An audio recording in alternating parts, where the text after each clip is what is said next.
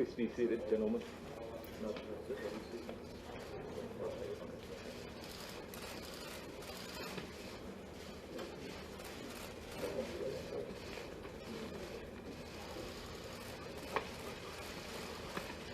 Secretary Azar, Chairman Moriarty, Director Christensen, distinguished members of the delegation, friends from media, good morning.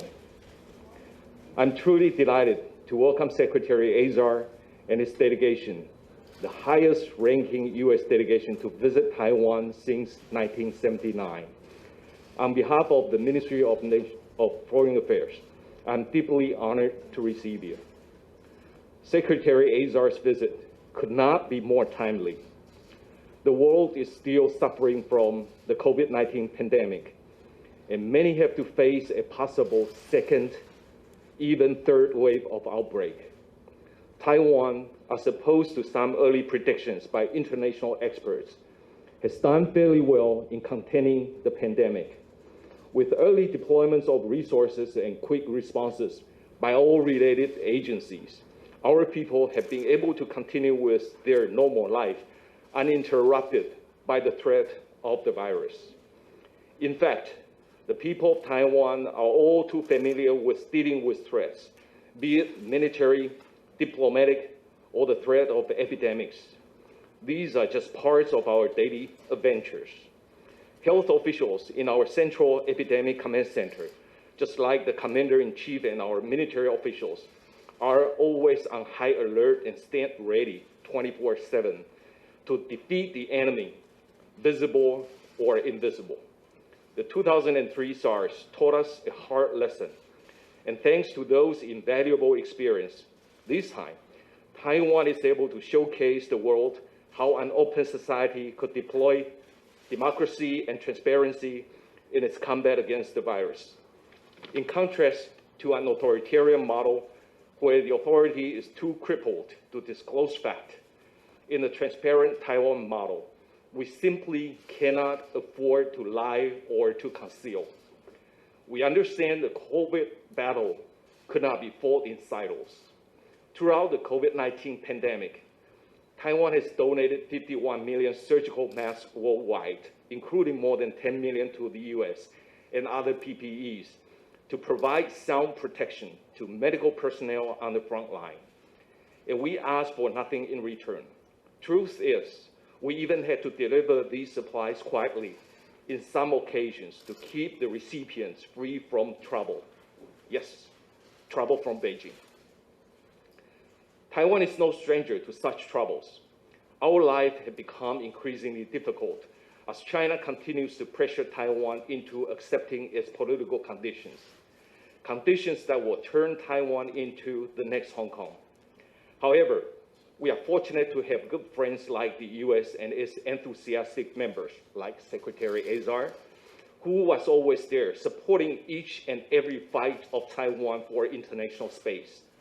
We know this is not just about Taiwan's status, but about sustaining democracy in the face of authoritarian aggression. Taiwan must win these battles so democracy prevails. I would like to express my appreciation to Secretary Azar for leading this substantial delegation. This is indeed a powerful message to Taiwan.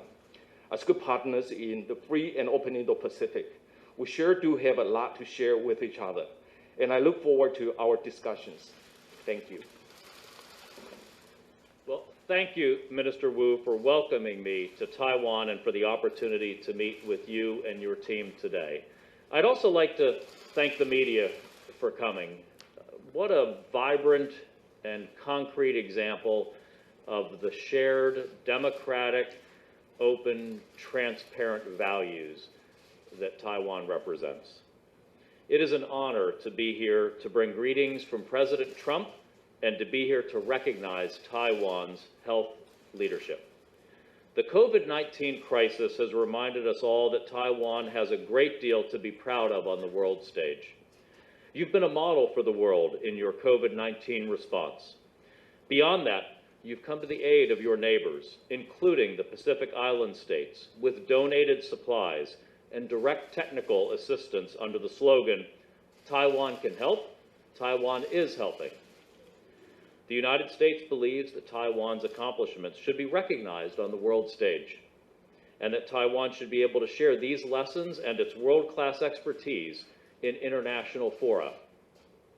I've made that point repeatedly in the World Health Organization, from which Taiwan has been excluded as an observer for the last 4 years.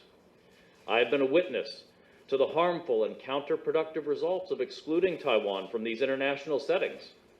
In the spring of 2018, for instance, the World Health Organization put out an urgent call for funding to respond to an Ebola outbreak in the Western Democratic Republic of the Congo. Taiwan offered $1 million for this important fight. No strings, no conditions. But the political bullying over Taiwan's status at the WHO ended up making this donation impossible, especially during a pandemic, but at all times. International organizations should not be places to play politics, especially on healthcare. They must be venues for constructive, open dialogue and cooperation. That spirit of openness is what has guided Taiwan's response to the pandemic, and the United States is proud to recognize that achievement. We will continue advocating for the contributions Taiwan can make to the world on important issues of health. I look forward to discussing these issues and Taiwan's global health leadership with Minister Wu today. Thank you.